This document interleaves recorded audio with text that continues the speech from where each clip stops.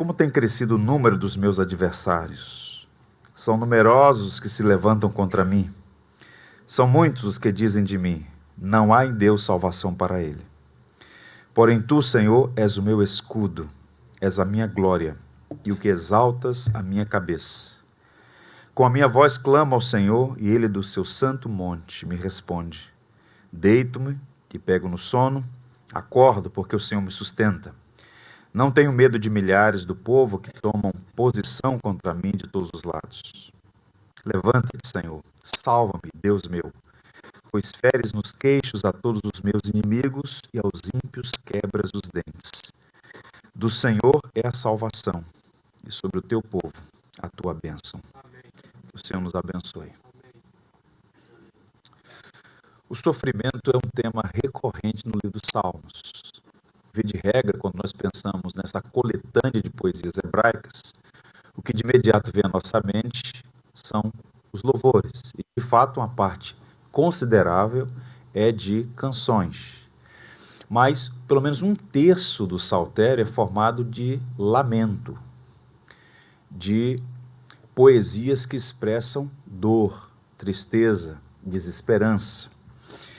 Portanto, esse exercício de visitar o saltério é muito oportuno porque pode servir como um poderoso recurso para corrigir as nossas perspectivas erradas, estranhas, às verdades do Evangelho.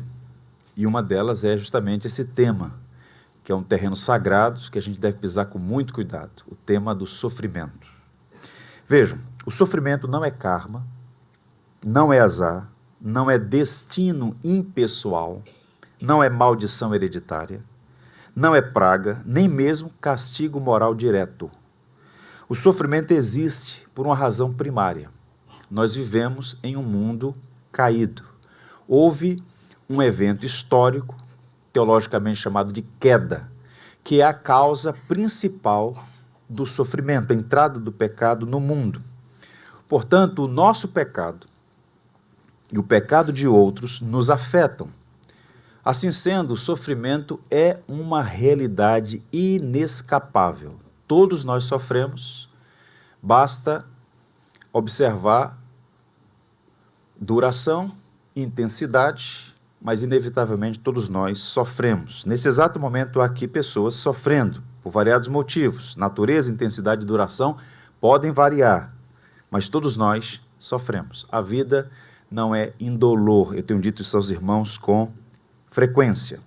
Um dos maiores equívocos da igreja no Ocidente, para ficar apenas nessa parte do mundo, é o crescimento de um entendimento equivocado em relação a esse tema, através daqueles que vêm sendo chamados de teólogos da prosperidade ou teólogos do triunfo.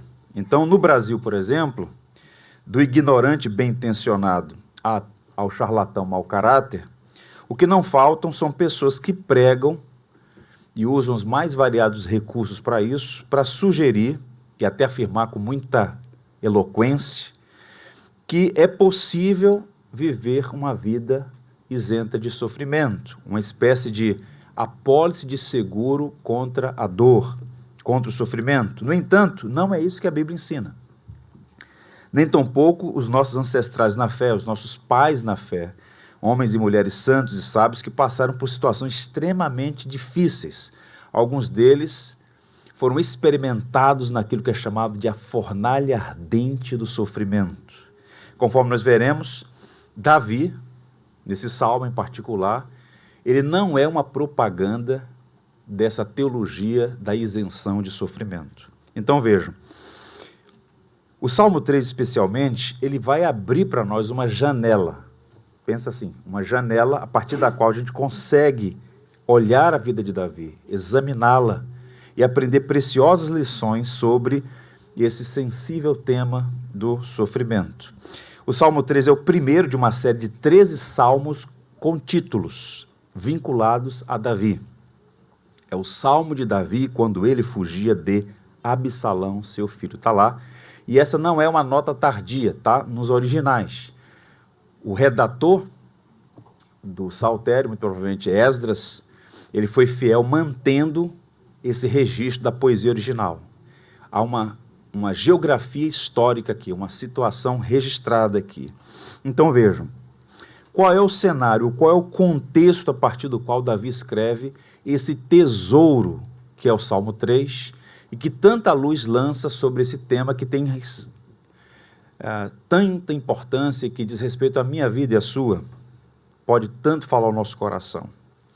Davi está mergulhado em uma dolorosa experiência de traição, em um complexo emaranhado de amor e ódio, justiça e pecado, bem e mal, no contexto da sua família. É um conflito entre ele, vejam, entre ele, Davi, e o seu próprio filho Absalão. Eu queria sua atenção para apresentar a você uma sinopse, sem a qual dificilmente você vai entender ou captar a mensagem por trás dessa poesia. Qual é a sinopse? Qual é o contexto histórico-cultural desse texto? Davi tinha uma filha chamada Tamar. Ela era muito linda, tal como seu irmão, Absalão, ambos eram muito bonitos.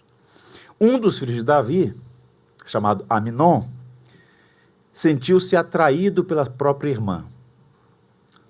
Ele a cobiçou e planejou seduzi-la, até que um dia Aminon a violentou, a fim de satisfazer os seus desejos pecaminosos, e o seu meio-irmão, Absalão, sabendo daquilo, ficou tomado de uma profunda ira, justa ira, contra a perversidade que foi feita contra a sua irmã. E o texto diz que ele conteve a sua ira e não reagiu de imediato. Por 2 anos, ele alimentou aquilo no coração. E no momento oportuno, ele matou o seu irmão, vingando-se da sua irmã. Pois bem, ele era um filho muito especial para Davi, mas sabia que tinha cometido um crime grave, então ele fugiu, ele foi para o exílio, ele foi para a Síria, para um lugar chamado Gesur, onde ele contraiu casamento e ficou por um tempo. Ficou por lá, nas terras da sua família, na terra da sua esposa, 3 anos longe da casa do pai, 3 longos anos longe do rei, longe de Jerusalém. Passados 3 anos, através de um general chamado Joabe, que era muito próximo a Absalão, ele tenta fazer o caminho de volta. E Joabe, então, chefe de segurança de Davi, diz: olha, está na hora de Absalão voltar, você precisa perdoar o seu filho. E Davi então se recusa, ele está muito indignado com o que aconteceu, matou o seu primogênito. Então, depois de muita persuasão, ele consente em dar anistia para Absalão, para que ele pudesse voltar para Jerusalém, voltar para Israel. Mas Davi faz uma exigência. Ele pode voltar para Jerusalém, ele pode voltar para sua terra, mas ele não verá minha face. Em outras palavras, Davi anistiou, do ponto de vista jurídico, o seu filho, mas ele nunca abriu seu coração para recebê-lo até então. E Absalão volta. E ele experimenta uma das dores mais profundas que uma pessoa pode experimentar. As dores, elas variam de grau, sejam no corpo ou na alma. E uma das dores mais excruciantes que uma pessoa pode experimentar na vida chama-se rejeição. E aquele homem é rejeitado pelo seu próprio pai, Davi, o rei de Jerusalém, o rei de Israel. Eugene Peterson, um pastor presbiteriano de Montana, Estados Unidos, escreveu uma obra extraordinária chamada Transpondo Muralhas, que é um recorte biográfico da vida de Davi. Eu estudei esse livro em 2001 e como eu fui abençoado examinando essa perspectiva biográfica do grande Davi, que tinha sombras e luzes. E no recorte, leio para os irmãos uma citação. O pecado se alimenta de pecado. A violação de Tamar alimentou a morte de Aminon, que alimentou o endurecimento do coração de Davi. Absalão respondeu ao pecado de Aminon, pecando. Então Davi respondeu ao pecado de Absalão, pecando. Absalão se livrou de Aminon, matando. Então Davi se livrou de Absalão, expulsando. Davi perdeu seu filho Aminon por causa do pecado de Absalão.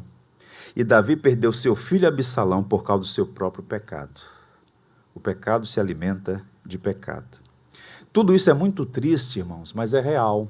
E digo mais, aconteceu e continua acontecendo. Absalão permanece banido, ele é um exilado dentro do próprio país, ele é um proscrito na sua terra natal, por ordem expressa do seu pai. Ele não tinha mais uma vida, ele apenas recebeu permissão para existir. Assim permaneceu por 4 anos. O que está acontecendo? Davi está disciplinando o seu filho por um crime que cometeu. Mas ele aplicou uma dose tão alta que o remédio se transformou em veneno. Ele endureceu o coração para o próprio filho, recusou a perdoar, reteve a graça, negou a misericórdia. Então chegou um momento, vejam só, chegou um momento em que Absalão desistiu do amor do seu pai. Seu ódio se tornou tão intenso que ele conspirou um golpe de Estado. Habilidoso, atlético, elegante, articulado, inteligente, pouco aos poucos ele foi minando a autoridade do pai. O pai está em Jerusalém, ele se estabelece em Hebrom, a primeira capital, onde Davi foi ungido, e ali ele começa um movimento de cooptar pessoas chaves no reino, num levante contra o Estado de Israel. Tanto é que no livro de 2 Samuel é dito que ele furtava, essa expressão, furtava o coração dos homens de Israel. Ele então planejou um golpe de Estado. Deflagrou uma revolta, proclamou-se rei, tomou Jerusalém, invadiu o palácio e tentou matar o próprio pai. E o que Davi faz? Ele foge. Depois de muitos anos, ele faz o mesmo caminho quando fugiu de Saul. Há um texto em 2 Samuel 15, que é uma das passagens mais tristes do Antigo Testamento, e que é o retrato das consequências do pecado na vida de um homem. O texto diz assim: seguiu Davi pelas encostas das oliveiras, subindo e chorando. Tinha a cabeça coberta e caminhava descalço. Todo o povo que ia com ele, de cabeça coberta, subiu chorando. Tente imaginar essa cena. É Davi, o rei de Israel, fugindo na calada da noite, descalços, humilhado, com a cabeça coberta, cada passo um soluço de tristeza, de choro. O próprio filho quer matá-lo e por conta disso ele tem que fugir. Davi nesse momento não é mais o jovem que enfrentou Golias, venceu batalhas e se tornou o grande rei de Israel. Ele tinha na casa aqui de 60 anos de idade. Absalão tomou o trono, tentou matá-lo, e a situação foi humilhante, e aquela foi a hora mais escura da vida de Davi. E naquela madrugada, esse que é o ponto, naquela madrugada, antes do sol raiar, em algum lugar do deserto da Judéia, Davi faz a oração registrada no Salmo 3. Essa oração, ela tem lugar na história, ela não nasce no vácuo, ela nasce num contexto extremamente pesado. Uma tentativa de assassinato, como agravante. Quem deseja matá-lo é o próprio filho. Ele perdeu o trono, ele perdeu o reino, ele perdeu o amor do seu filho, ele tem que fugir para poupar a própria vida. E então é nessa fornalha de aflição que ele escreve o Salmo 3, que é chamado de o hino da manhã, que tem como co-irmão o Salmo 4, que é o hino da noite, 2 salmos gêmeos. Um ele fez logo no início da manhã, e o Salmo 4 é a oração da noite. Nesses versos, há aqui um arranjo didático interessante. A poesia hebraica tem desses recursos, do arranjo didático. E aqui você tem 4 estrofes, cada uma delas com 2 versos. E eu queria sua atenção para a gente examinar e pensar aqui, digamos assim, numa teologia do sofrimento e como se deve responder e como a dinâmica da providência opera nessas circunstâncias. Vejam, mantenha sua Bíblia aberta, vamos ver. Os primeiros 2 versos nós podemos chamar de lamento sincero. Senhor, como tem crescido o número dos meus adversários. São numerosos os que se levantam contra mim, são muitos os que dizem de mim, não há em Deus salvação para ele. Você percebe aqui o tom e o elemento de gravidade nessa poesia? Ele não começa com louvor, ele começa com lamento. Senhor, como tem crescido o número dos meus adversários. Ele apresenta sua queixa diante de Deus, ele está sendo honesto consigo mesmo, ele encara a realidade, ele reconhece as dificuldades. Vejam, Davi nos ensina uma lição básica nos momentos adversos: não falsear a realidade em nome da fé. Ele diz, Senhor, está tudo bem. Ele diz, Senhor, como está crescendo, como tem crescido o número dos meus adversários. Ele abre o coração, ele desabafa diante de Deus. Vejam, e como isso faz bem, falar, colocar para fora. A igreja tem sido tentada nesse movimento gnóstico que tomou conta das igrejas evangélicas no Brasil, uma espiritualidade recortada, com uma coxa de retalhos que vai absorvendo influências múltiplas, estranhas ao evangelho. A igreja tem sido tentada a um tipo de estoicismo que ensina a anulação das emoções em nome da fé. Tem até aquela conversa no meio do culto, né? Não chore, Jesus te ama. Ué, se você não chorar diante de Deus, você vai chorar como? Quando? Se você não abrir seu coração, se o Espírito Santo é dado como Espírito Consolador, ele consola os que choram. Bem-aventurados os que choram. Mas essa é uma prática que tem sido negligenciada em nome da fé. Há uma prática que a gente precisa resgatar, que é chamada de prática do desabafo, que é a prática do lamento. Os pais do deserto faziam isso com muita propriedade. Você pega a escola pietista alemã, no século XVIII, fizeram isso com muita propriedade. Você pega os comentários dos Salmos, na tradição reformada, você percebe isso com muita intensidade. O doutor Len César diz assim, a prática do desabafo é a arte de derramar a alma perante o Senhor, colocando para fora todo e qualquer melindre, mágoa, ressentimento, tristeza, queixume, inquietação, ansiedade, medo, indignação, desmedida, revoltas e coisas assim. É abrir o coração. O desabafo, portanto, é uma prática espiritual e faz bem abrir o coração e falar, Senhor, eu não entendo. Senhor, está doendo. Senhor, até quando? Davi fez isso. E vejam, ele não foi censurado. Não há nenhuma nota aqui e em nenhuma outra parte do saltério sugerindo censura para quem abre o coração e diz, Senhor, está doendo demais, eu não entendo. Ou mesmo exprimir a sensação de abandono, como o Salmo 88, o salmo mais denso e melancólico do saltério. Há uma diferença entre desabafar e murmurar. A murmuração é sempre pecaminosa porque ela é, em última instância, uma contestação da autoridade divina. Ela coloca sob júdice a bondade de Deus. Murmurar é uma coisa, desabafar é outra. Desabafar é abrir o coração sem tentar remover Deus do seu lugar. Observe que a urgência do caso é tão grande e grave que ele vai direto ao ponto e diz, tem crescido o número dos meus adversários. Em outro lugar vai dizer que tornou-se poderosa a conspirata e crescia em número o povo que tomava partido de Absalão. Há uma tríplice menção aqui. Muitos, muitos e muitos. Portanto, foi uma rebelião, uma revolta de homens armados contra Davi e a sua liderança. Então a situação era tão desfavorável e complicada que no verso 2 há uma nota aqui que é ofensiva a Davi, mas também ofensiva a Deus. Vejam, são muitos os que dizem de mim, não há em Deus salvação para ele. Davi está registrando aqui na poesia a manchete do jornal daquele dia. Foi tão consolidada a conspiração que na perspectiva de quem assumiu, não há esperança para eles. Nem Deus pode reverter o quadro.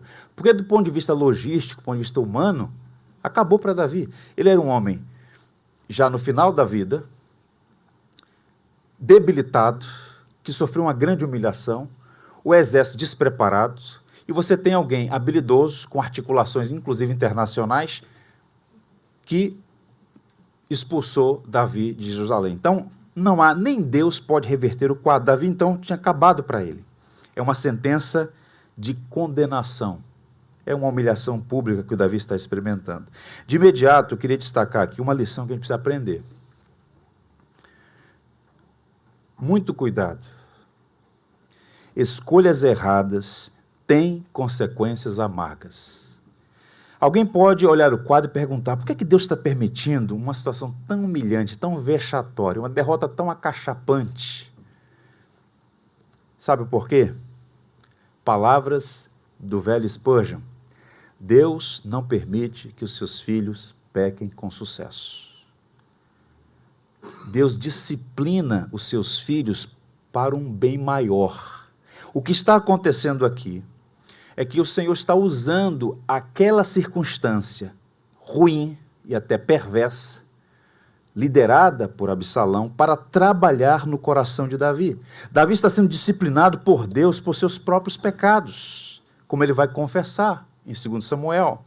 Davi recebeu a graça do perdão. Nós temos vários salmos penitenciais que vamos tratar aqui no momento oportuno. O Salmo 32, o Salmo 51, o Salmo 131, o grande salmo que John Owen expôs com tanta propriedade em Londres. Então vejam, esses salmos todos mostram que Davi se arrependeu e que recebeu graça, perdão.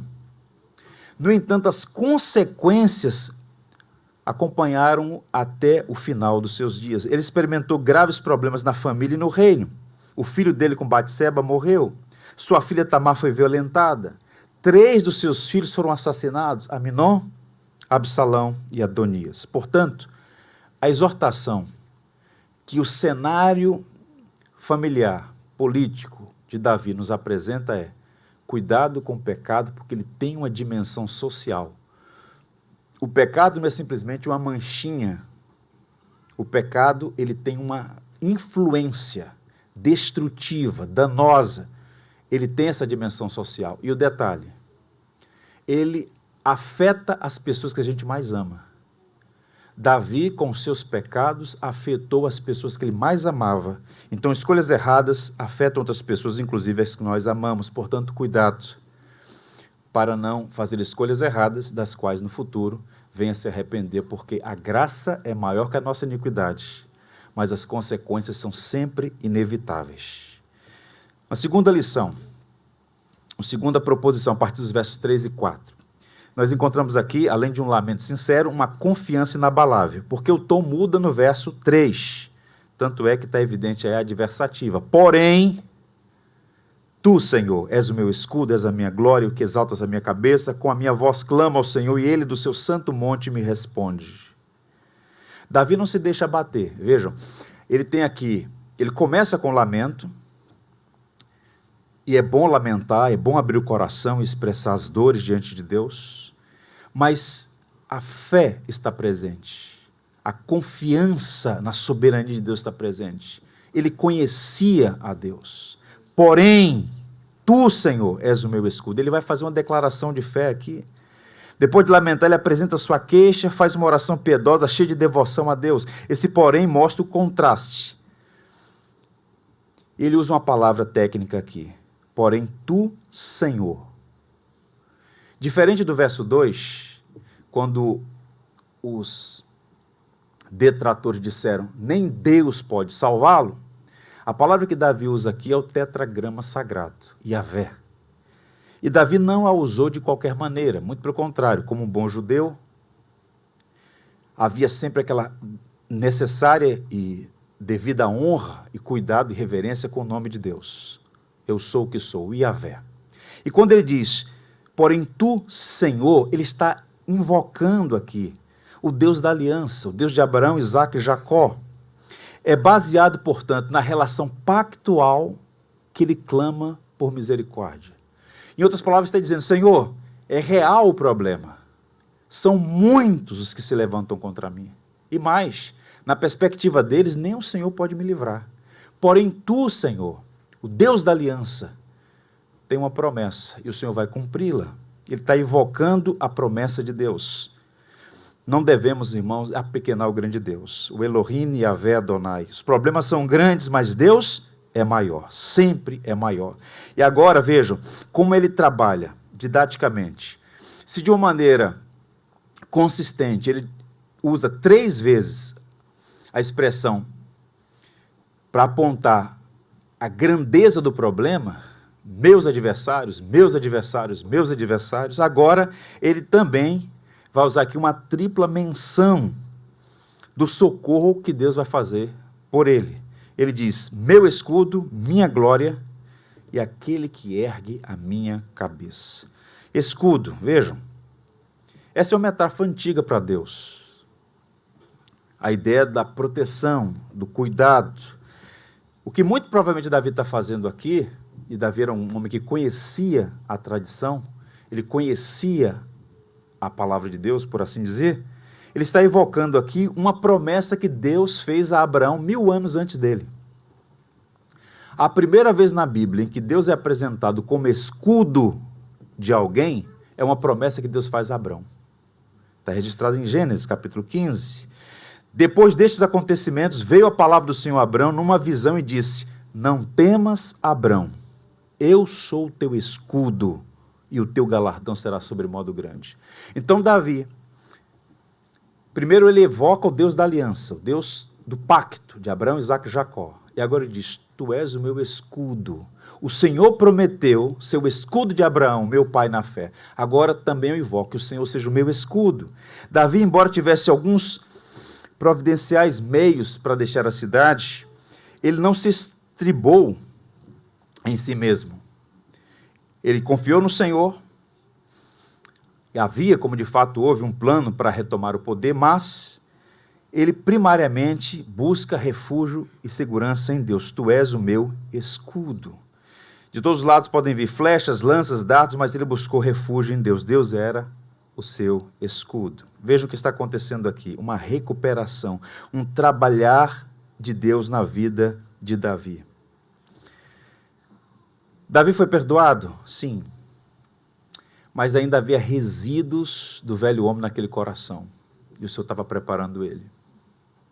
A própria maneira como ele lidou com a situação de Absalão apontava que havia resíduos do velho Adão ali, o Senhor estava trabalhando.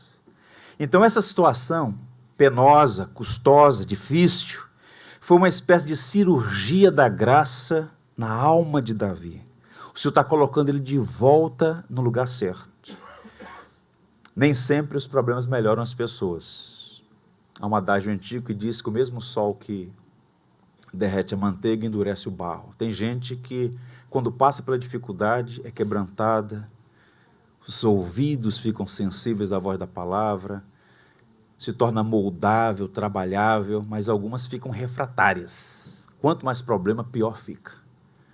Davi era um homem segundo o coração de Deus, não porque era alguém isento de pecado, mas porque era tratável. E o Senhor estava trabalhando na vida dele. Estava aceitando a disciplina, movendo o arrependimento e algumas mudanças necessárias. O Senhor está recuperando a humildade de Davi. Eu queria que você fizesse um exercício comigo. Essa geografia subjacente nesse salmo mostra a didática da providência.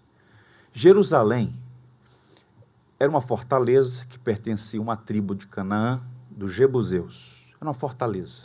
Davi a tomou e fez dali o seu palácio. E no decurso do tempo ele foi ampliando, se tornou Sião, a morada de Deus. No futuro, seu filho Salomão iria construir ali o templo. Então Jerusalém fica num platô, no alto, acima do nível do mar. Ali ele estava, no palácio do rei. Quando ele sofre essa conspiração, ele deixa a cidade, ele passa pelo Vale do Cedro, em frente ao Monte das Oliveiras, e pega o caminho de Jericó, uma das mais antigas cidades do mundo. Ele desce e vai descendo, até chegar ao ponto mais baixo do planeta Terra. O Mar Morto, na região do deserto da Judéia, é o ponto mais baixo do planeta. E o que está acontecendo aqui? Você tem um homem que estava no alto e agora está lá embaixo. E isso não é por acaso. A providência está trabalhando. Literalmente ele foi derrubado. para depois ser erguido. E quando ele está fazendo esse caminho em direção ao deserto, de onde ele vai se restabelecer e voltar, quando ele está descendo com uns poucos soldados leais e com sua família, um homem começa a gritar: assassino, velho ordinário, homem de sangue, filho de Belial, bem feito, rei corrupto, assassino, o Senhor te deu a paga pelos teus crimes. É Simei, da tribo de Benjamim, parente de Saul. Ele olha para aquele quadro e diz: isso está acontecendo porque você também é um usurpador, e começa a dizer impropérios contra Davi. Ao lado dele tem um capitão, fiel, leal, de Davi. Um oficial diz: quem é esse cachorro? Essa expressão usada é um xingamento. Quem é esse cachorro para falar assim com o rei? Vou arrancar a cabeça dele. E diz, levanta a espada. E Davi diz: baixa a espada. Esse homem é um instrumento nas mãos de Deus para me disciplinar. Ele segue em viagem. E Simei continua falando as bobagens dele lá. Davi está sendo quebrantado. Ninguém gosta de ser humilhado, irmãos. Essa é uma lição para nós. Ninguém gosta de ser humilhado. Mas a humilhação pode nos salvar da maior das vergonhas: morrer sem arrependimento. Não há vergonha maior do que partir para a eternidade sem arrependimento, porque é uma danação irremediável. E por vezes a providência vai usar instrumentos cirúrgicos dolorosos para arrancar uma fortaleza maligna que há aí dentro de você, o seu orgulho. E o Senhor pegou Davi do palácio e jogou no deserto, do alto para a maior depressão do planeta, a região côncava do Mar Morto. Davi, então, está sendo trabalhado pelo Senhor. Então, ele diz: tu és o meu escudo. E diz mais: tu és a minha glória. Sim, Deus é refúgio e abrigo, mas também é a glória de Davi. A palavra usada aqui é kabod, que fica literalmente peso, de onde derivam as noções de influência, importância, dignidade, ao que confere respeito. Você, inclusive, diz assim, ou pelo menos ouve: fulano tem uma palavra de peso, ou seja, o que ele diz é importante, é respeitado. É a ideia aqui de kabod. Davi está dizendo que o Senhor é a sua glória. Isso é uma confissão maravilhosa. O coração dele não era mais o mesmo coração do dia anterior. Em outras palavras, está dizendo: podem me tirar o trono, a coroa, o palácio, as honras, as riquezas, eu tenho o bem maior, tu és a minha glória. O Senhor me basta. O Senhor está recuperando na vida de Davi a primazia do seu coração. Recuperando a humildade, trabalhando no seu coração. Aquela noite mais sombria de Davi também foi o momento mais oportuno para que ele se reconciliasse com o Deus da graça. Homens vivem em busca de glória, de autoafirmação, de louvor. As redes sociais, o advento das redes sociais é uma grande vitrine do quanto os homens têm sede de culto, de autoafirmação, de ostentação, de glória, todo mundo buscando essas coisas, em algum grau. Vejam, não é errado ascender socialmente, crescer, morar melhor, usufruir dos bens que a providência faz chegar às suas mãos, mas quando a sua vida é governada por essas coisas, você se apequena, você se curva diante de ídolos que não satisfazem a alma. O que há mais por aí é gente que se diz rica, mas é extremamente miserável. E Davi está agora percebendo que parte dos seus descaminhos se deu por conta de vaidades, de tolices. E agora ele está dizendo: Senhor, tu és o meu escudo, tu és a minha glória, podem tirar tudo, eu tenho um bem maior. Ele está no deserto, descalço, com a capa sobre a cabeça, humilhado, derrotado, e diz: eu não tenho mais nada, mas eu tenho tudo, o Senhor é minha glória. E ele diz mais: tu és meu escudo, a minha glória, e o que exaltas a minha cabeça. Ele está falando de honra aqui. Eu gosto muito da expressão que diz ergue, o verbo erguer aqui. E o quadro é de tristeza, de vergonha, dor, mas foi transformado pela graça de Deus. Eu reitero aqui, eu leio novamente, Melhor dizendo, o texto de 2 Samuel 15, verso 30, quando diz: seguiu pelas encostas das oliveiras, subindo e chorando, tinha a cabeça coberta e caminhava descalço, todo o povo ia com ele de cabeça coberta, subindo e chorando. Vejam qual é o cenário. Ele está humilhado, com a cabeça curvada para baixo, descalço, com roupas impróprias de um rei, e de repente diz: tu és aquele que ergue a minha cabeça. A gente encontra aqui uma grande lição evangélica, no sentido de a mensagem do evangelho.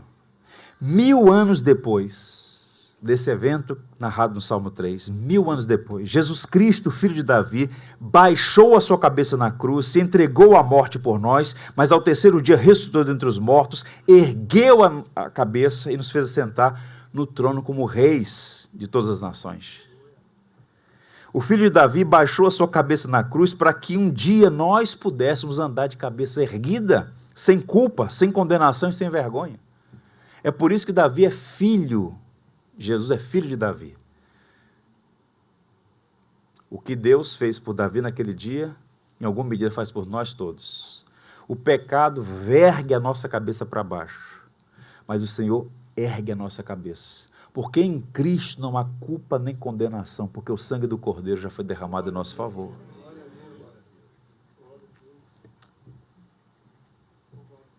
Podemos estar vestidos como Davi, maltrapilhos, descalços, humilhados, com a cabeça baixada, com a cabeça coberta, mas o Evangelho é que trata essas coisas todas e nos restabelece novamente.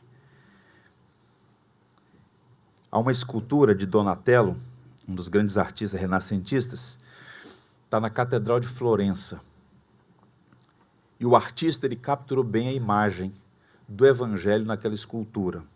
É uma escultura em madeira, em tamanho real, de Maria Madalena.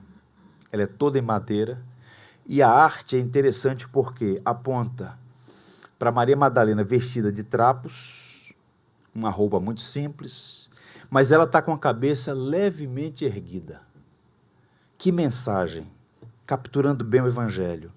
Ainda temos traços da velha natureza em nós. Ainda temos vestes inadequadas em alguma medida.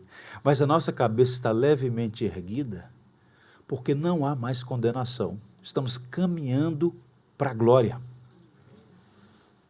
Jesus é quem nos justifica, porque Ele é o homem perfeito. Quem crê em Jesus como seu suficiente, único, exclusivo Salvador, tem a alegria de olhar para Deus sem temor. O trono agora é trono de graça, porque foi justificado pelo precioso sangue de Cristo.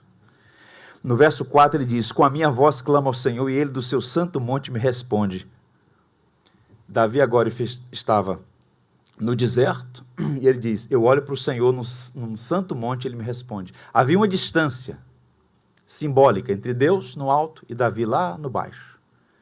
Mas não há distância para a graça.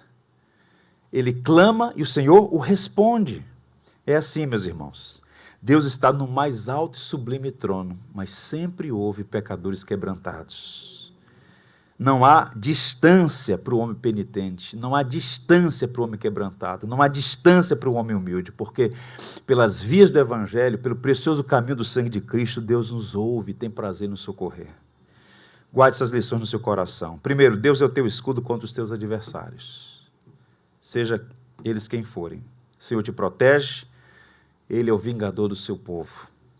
Segundo, Deus é quem ergue a tua cabeça. O Senhor remove a culpa e nos dá força para olhar para frente e seguir.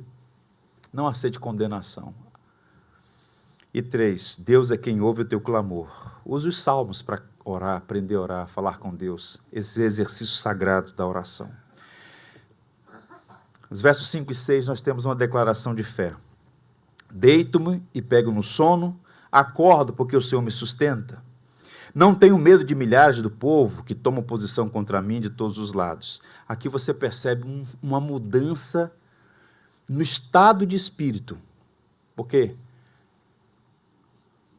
Do ponto de vista do observador de fora, parece que nada mudou. Ele continua num contexto de alguém que sofreu uma conspiração, foi destituído do trono, exilado do reino, está no deserto, mas ele diz: Senhor, eu deito e pego no sono, eu acordo porque o Senhor me sustém, eu não tenho medo dos milhares do povo que tomam posição contra mim.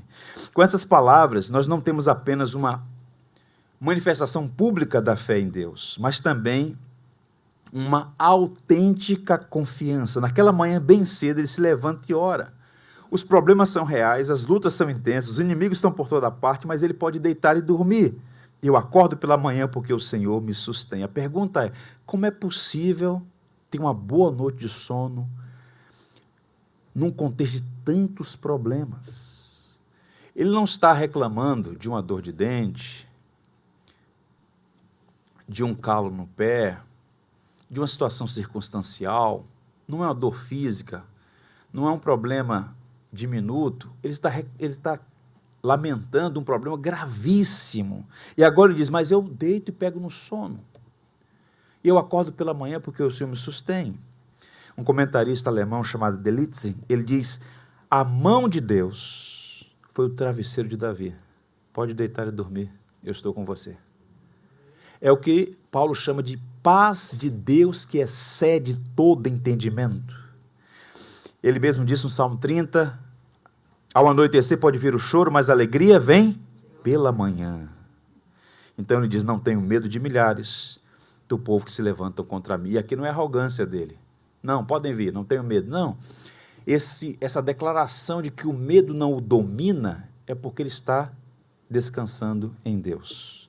Inclusive, há um hino sobre isso, o hino 314, não recearei, nada temerei, descansando no poder de Deus. Tenho paz e amor junto ao meu Senhor, descansando no poder de Deus. Luta sem cessar, hei de atravessar, descansando no poder de Deus. Não me deixará, mas me susterá, descansando no poder de Deus. Descansando nos eternos braços do meu Deus. Vou seguro, descansando no poder de Deus.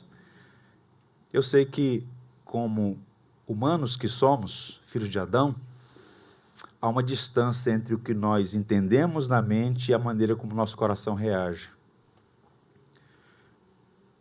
Como aquele pai: creio, ajuda-me na minha falta de fé. A gente vive esse movimento pendular entre a confiança e o temor. O que nós precisamos fazer é nutrir a piedade cristã, crescer espiritualmente, de modo que cheguemos em estágios onde, mesmo quando tudo conspira, a gente pode descansar em Deus, porque Ele deu provas do seu amor e do seu cuidado para conosco. E Davi está fazendo isso. Está tudo complicado, mas eu deito e pego no sono. Não é a fuga, é uma confiança verdadeira. A parte final do Salmo a gente pode chamar de um apelo por justiças, versos 7 e 8. Levanta-te, Senhor, salva-me, Deus meu. Ele está agora clamando por justiça. E os versos 7 e 8, assim ele encerra a poesia, tem uma petição dupla. Ele pede salvação e, ao mesmo tempo, a derrota dos seus inimigos. Ele está clamando por justiça. Soa estranho, e parece até dissonante com o espírito cristão, a linguagem que ele usa. Se você for um bom observador, todo o Salmo 3 tem uma linguagem bélica, militar. Isso fica mais evidente ainda nos últimos versos 7 e 8, quando ele fala: fere os queixos de todos os meus inimigos, quebra os dentes. Nós temos salmos chamados de salmos imprecatórios, salmos de maldição, que são, por vezes, difíceis, são indigestos, porque parece ferir o espírito cristão. Dar a face, orar pelos inimigos, pelos perseguidores. Mas não há contradição na Bíblia. A Bíblia é um livro harmonioso. O que temos aqui é uma linguagem que precisa ser interpretada à luz do Novo Testamento e à luz dos recursos de interpretação testados e aprovados pelo tempo. Ferir os queixos e quebrar os dentes é uma linguagem violenta. Você não faz uma declaração de amor assim para ninguém, não é? Espero. Agora, são metáforas usadas no mundo antigo. O golpe no queixo era o clímax de insulto e mostrava que todo espírito de poder e resistência havia terminado.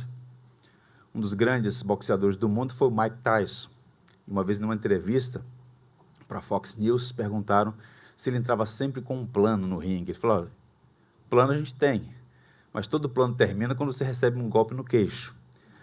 Porque para o pugilista não há nada mais terrível do que um soco no queixo. Desaba, é nocaute.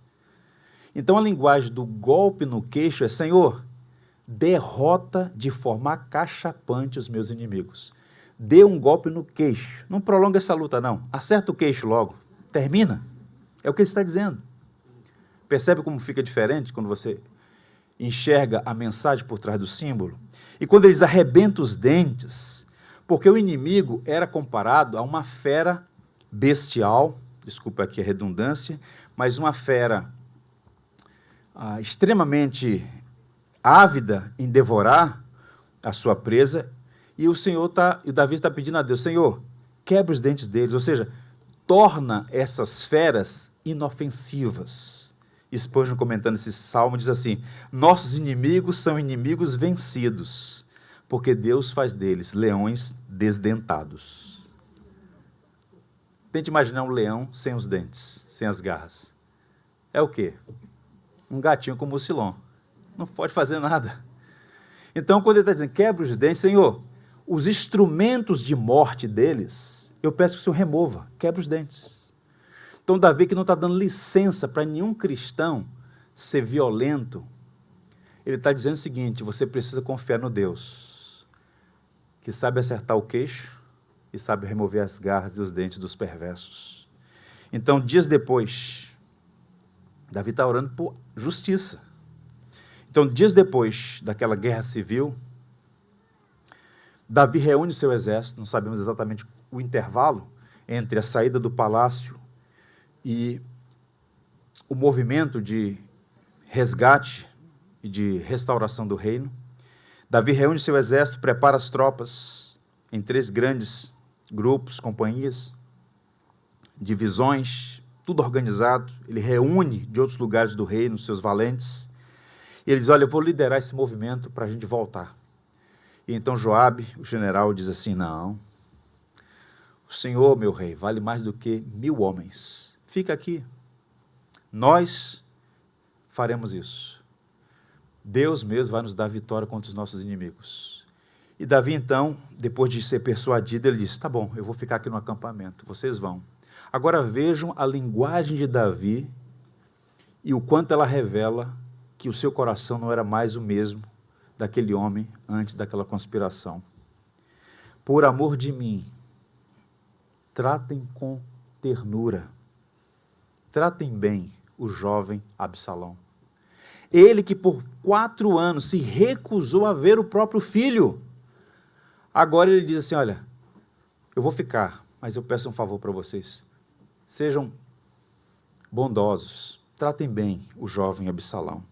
Davi não era mais a mesma pessoa. Ele não desperdiçou seu sofrimento, seu coração foi transformado. Ele perdoou seu filho e revelou amor por ele. Agora, isso aqui não é uma ficção, é história real. E nem sempre as histórias reais terminam bem ou têm finais felizes. A rebelião foi frustrada, Davi voltou ao trono. O projeto da história da redenção seguiu em curso. Quem é Jesus? Filho de Abraão, filho de Davi. A dinastia de Davi não terminou com Davi, deu sequência. Jesus é um filho de Davi. Mas as consequências do pecado alcançaram. Absalão, ele é alcançado pela justiça e ele é morto no campo de batalha. Ele fica preso pelos cabelos nos arbustos entre o céu e a terra e ele é alvejado e morre no campo de batalha. Um jovem habilidoso agora morre sofrendo a condenação dos seus próprios pecados. E quando Davi é informado que o seu filho morreu, ele faz as orações mais tristes que registradas na Bíblia, a oração de um pai lamentando a morte do seu filho. Ah, meu filho, Absalão, meu filho Absalão, quem dera ter eu morrido em teu lugar. Ah, Absalão, meu filho Absalão, meu filho. Uma história triste. Eu lembro aqui, irmãos, a nós todos, E faço isso com o coração de um pastor. Uma das lições mais importantes que a gente pode aprender na vida, para evitar chegar ao final dela com lamúrias e tristezas agudas, é entender a seguinte verdade: o perdão tem o poder de evitar tragédias maiores que as ofensas. Eu vou repetir. O perdão tem o poder de evitar tragédias maiores que as ofensas. Se Davi pudesse recuar um pouquinho na linha do tempo, ele teria chamado Absalão no palácio, teria dado um abraço de reconciliação e um beijo de perdão. Davi foi um bom pai. Eu não compactuo com aqueles que dizem que Davi foi um pai ruim. Não, Davi foi um bom pai. Agora, ele é um pai como nós, amalgamado, que acerta e erra. Esses pais virtuosos, higienizados, limpinhos, não são pais reais. Todo pai erra, todo pai falha. O que diferencia um pai bom de um pai ruim é fundamentalmente o ensino e o exemplo. E Davi foi um bom instrutor e um bom exemplo. Agora, não era um exemplo perfeito. E na última hora, em algum momento, ele errou, mas errou grave. Mas ele foi um bom pai. Agora, é triste e lamentável que ele tenha recusado perdoar o seu filho naquele momento. E eu diria que ele é um homem cinza, mistura de luz e trevas, de virtudes e vícios. Em sua jornada ele pecou contra Deus, contra a sua família, contra os seus amigos, contra o reino, contra o povo. Ele se recusou a ser gracioso e a disciplina que ele aplicou se tornou um veneno. E quando ele quis perdoar o seu filho, e de fato perdoou, o seu filho já estava destruído. Então, qual é a orientação para nós todos? Sempre perdoe enquanto você tem oportunidade para perdoar. Todo dia pode ser o último dia, pois o tempo passa e as pessoas também. Nunca é bom reter a misericórdia. Sede misericordiosos, como misericordioso é o vosso Pai que está nos céus. Quem exerce a misericórdia está sempre certo. Misericórdia. E ele termina: do Senhor é a salvação e sobre o teu povo a tua bênção. Davi sofreu as consequências do seu pecado, mas foi salvo. Ele reconciliou, ele reconheceu o perdão, que do início ao fim a salvação vem do Senhor. Seu filho passou, mas o reino continuou e o projeto de redenção também. Então nós fazemos escolhas erradas, sofremos, apanhamos das circunstâncias da vida, choramos e parece que é o fim. Mas a graça de Deus é maior que a nossa iniquidade. E a sua misericórdia é mais forte que a morte. Portanto, eu oro e assim encerro. Que este salmo sirva para nós como um bálsamo para a nossa vida. E que esse salmo nos ensine a expressar lamentos, mas também nos ajude a ter confiança em Deus, cuja misericórdia se renova a cada manhã. Amém, irmãos? Tudo que tens feito, por tudo que vais fazer, por tuas promessas e tudo que és, eu quero te agradecer com todo o meu ser. Te agradeço, meu Senhor. Te agradeço, meu Senhor. Te agradeço por me libertar e salvar, por ter morrido em meu lugar. Te agradeço, Jesus, te agradeço. Eu te agradeço, te agradeço por tudo que tens feito, por tudo que vais fazer, por tuas promessas e tudo que és. Eu quero te agradecer com todo o meu ser. E aí? Te agradeço, meu Senhor. Te agradeço,